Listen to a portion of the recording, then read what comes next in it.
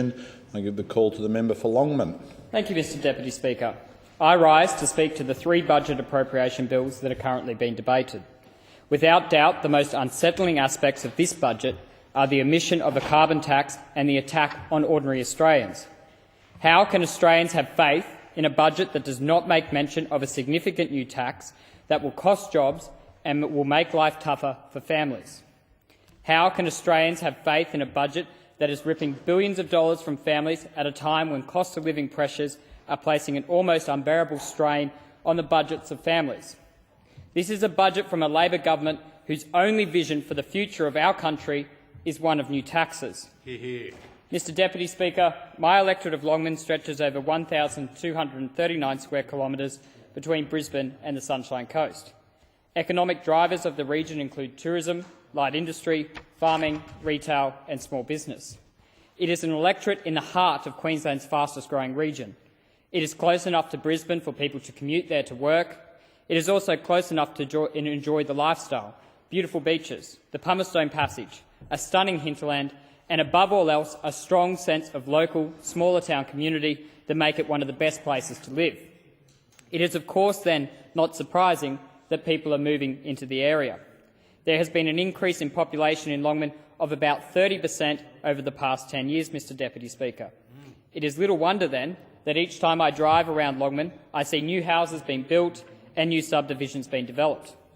Mr Deputy Speaker, I have recently been actively seeking the views of my community on the issues that matter to them.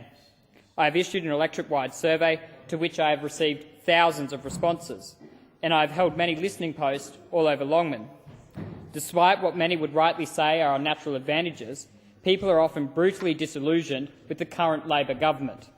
Without doubt, the federal issues that are of most concern to the people of Longman are the imposition of a carbon tax and what this will do to family budgets, employment opportunities locally and how small businesses will survive. The state issues that are the most concerning are the chronic failure to deliver local health services and the dreadful state of the Diagla Highway and the Bribie Island Bridge. Mr Deputy Speaker, the picture I paint is one of a community whose boundless potential is being hamstrung by uncertainty and lack of trust in the federal Labor government, and a lack of faith in a disastrous state Labor government that has neglected our community for too long. Get rid of it. This budget has done nothing to generate confidence in my local community. This budget has done nothing to harness the opportunities of growth or to plan for the future. Mr Deputy Speaker, let me first turn to the carbon tax. I have repeatedly voiced my concerns about this toxic new tax after the Prime Minister broke her promise to the Australian people that a government she would lead would not introduce a carbon tax. Since the Prime Minister's announcement, I have had call after call, email after email, survey response after survey response, and have been stopped countless times in the streets, at shops and schools, as locals expressed dismay at the introduction of the Labor green carbon tax and the Prime Minister's breach of faith with the Australian people. As I have already said, life is getting tougher for the forgotten families in my community, and they are struggling to make ends meet as the day-to-day essentials are increasing in price, something the Labor Party fails to understand. I will repeat what I said in March of this year. The price of water has gone up. The price of electricity has gone up. The price of fuel has gone up. The cost of public transport has gone up. And it is getting harder and harder for ordinary Australians to make ends meet. When ordinary Australians have reasonably expected to own their homes and aspire to a life better than that of their parents, under this Labor government, this is increasingly not the case. Ordinary Australians have to work harder and harder. And what, for Mr Deputy Speaker, is it to live a better life? To give your children a better life? To get ahead?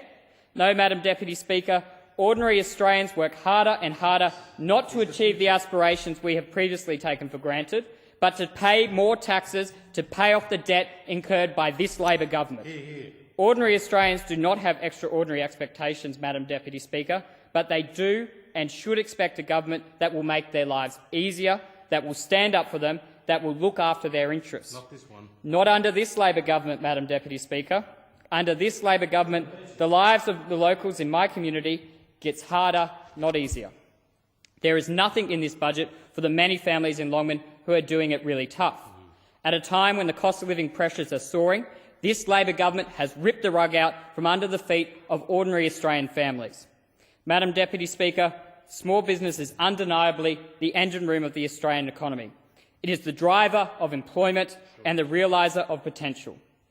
Yet small business in Longman is suffering from a crisis in confidence brought about inconsistencies and incompetence in Labor government policy that seem to urge them on to failure, not to success. The carbon tax is causing an unsettling amount of uncertainty for small business. They are worried that their spiralling costs are going to climb even higher and higher under the imposition of another tax, and the harsh reality that is going to see some of them close their doors. Madam Deputy Speaker, post-budget, small business owners in my community are saying that the budget is a wasted opportunity that has done nothing to encourage employment or to engender confidence in the marketplace.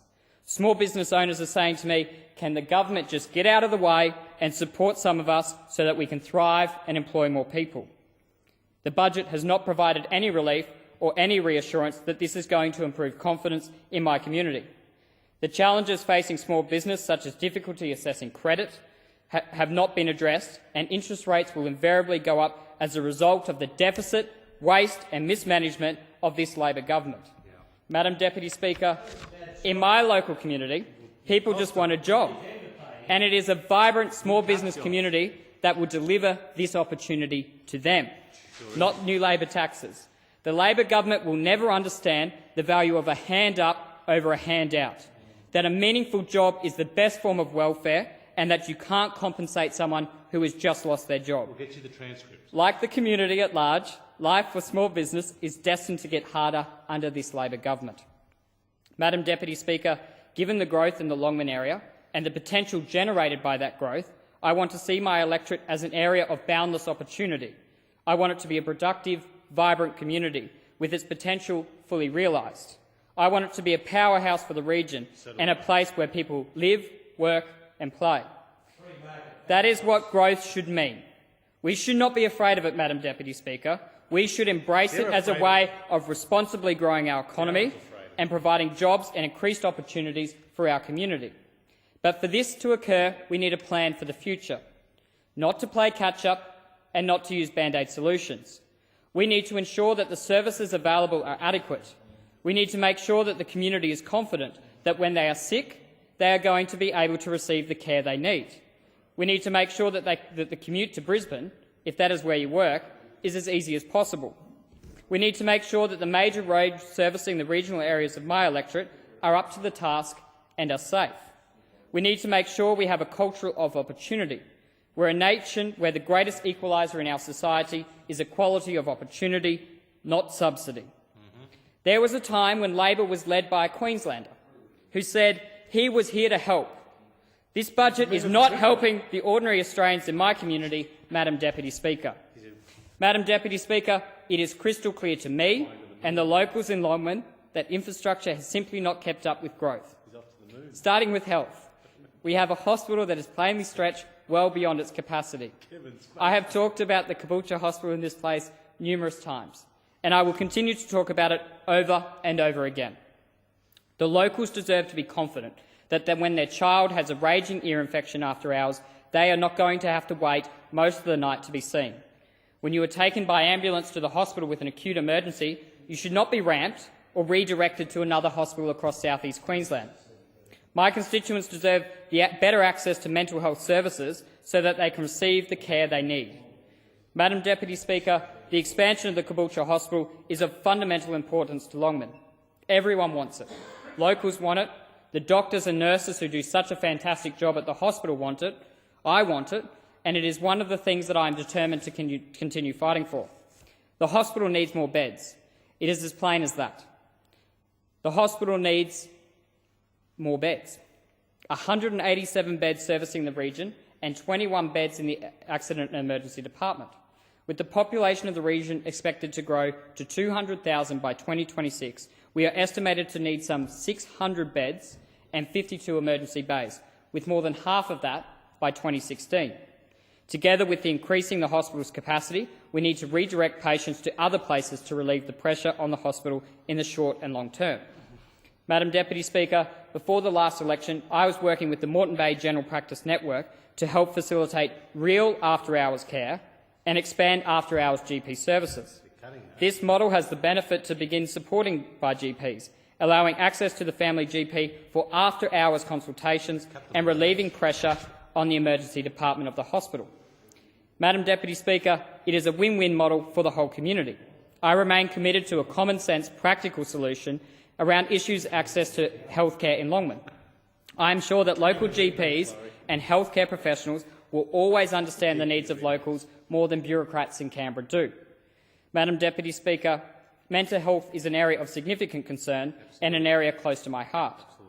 I am told that mental health affects 1 in 5 people every year and 1 in 2 people across the course of a lifetime. We are in urgent need of early intervention services that are able to provide support before people require acute mental health care. At the last election with my colleague Peter Dutton, Shadow Minister for Health, I was proud to announce $60 million of funding for the establishment of an early psychosis prevention and intervention centre in Caboolture.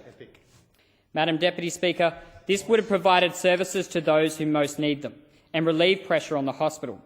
I remain committed to the establishment of an EPIC in Caboolture. In this budget, the Labor government has only provided $2.9 million for expenditure in the next financial year for the whole country, and only $23 million in the following financial year, again for the whole nation, not Caboolture.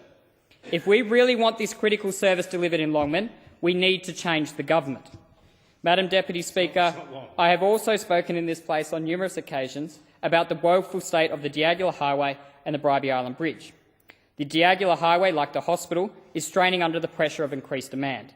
It has quite frankly become a death trap. It needs to be upgraded urgently to cope with the increased growth in the region. The solution to this problem needs to be a combined state and federal effort. During the last election campaign, I announced a coalition commitment of an additional $12 million of funding to fix the black spots on the deadly highway. But more needs to be done. Passing lanes would also save lives, and I have called repeatedly on the Queensland State Labor government to urgently address this issue. After all, this is a state government road. They don't listen. The Bribie Island Bridge is another arterial that is straining under pressure. It is only access to and from the island and was designed decades ago to meet the demands of a small population. Bribie Island is now a large community that swells during the summer, and the bridge is plainly inadequate and needs upgrading. I am committed to ensuring upgrades for both pieces of infrastructure, Madam Deputy Speaker. And if it wasn't for the waste and mismanagement of Labor governments, infrastructure and essential services would be delivered for my local community. Madam Deputy Speaker, Longman is a growth corridor and warrants effective infrastructure to support it for the future as it inevitably grows. Now is the time to plan and prepare. Longman cannot afford to be left behind. Madam Deputy Speaker, I want Longman to be a community looking to the future with optimism and energy and looking towards opportunities. I don't want it to be a community that is consistently overlooked, health services overlooked, infrastructure requirements overlooked. It is the forgotten people of Longman who are again being overlooked and neglected by this Labor government. I want my community to be a place where people want to settle and raise a family, where they will stay because there is work to be had and where there is a great sense of local community. That is why I will continue to be a vocal voice in this place and elsewhere so that I can give voice to my constituents and strive to have their concerns addressed, something this Labor budget plainly fails to do. Before I call the next member, I think the chamber should congratulate the member for Longman on his momentous occasion of his 21st birthday today. He'll probably be the only person in the place to ever see it, the 21st birthday. Congratulations.